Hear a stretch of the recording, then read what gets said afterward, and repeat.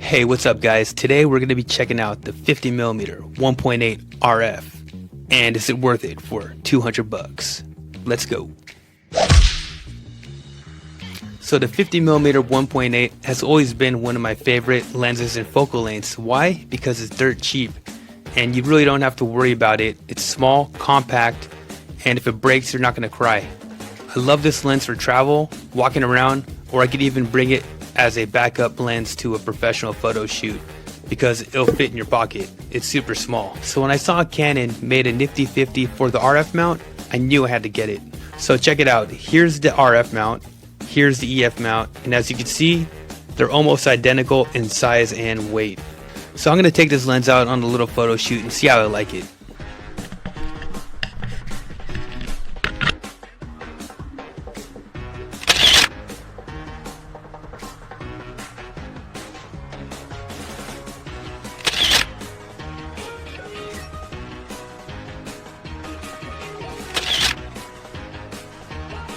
So overall, the new Nifty 50 focuses a lot faster, smoother, and quieter than the predecessor.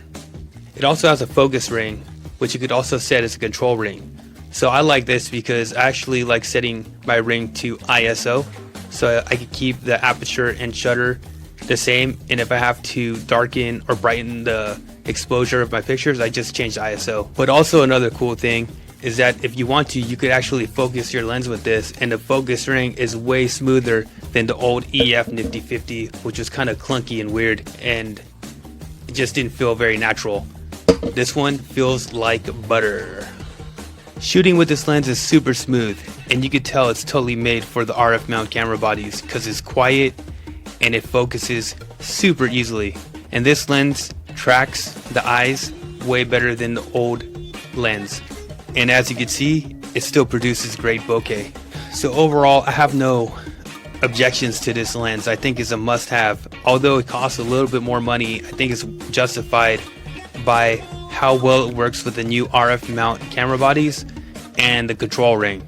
Definitely worth the extra 75 or 60 bucks you're gonna pay for the new RF mount. It's a no-brainer. My only objection is that it's not weather sealed and that it doesn't come with a lens hood. As far as the weather sealed part, I understand it's not a big deal. For 200 bucks you can't expect to get a weather sealed lens, but the hood costs like 40 bucks, which I think is way too expensive for a little piece of plastic. That's like 1/4 of the price of the lens for a lens hood. Nah. So in conclusion, like I said, this is a must-have if you are switching over to the mirrorless Canon system. It's totally worth it, and I think it's definitely going to be a top seller for Canon. So that's pretty much it. If you guys need any more info on the lens, you can just look up the specs on Amazon. I'm just going over my personal opinions after using it, and I'll definitely be keeping this lens. Have a great one. Like, comment, subscribe, and I'll see you in the next video.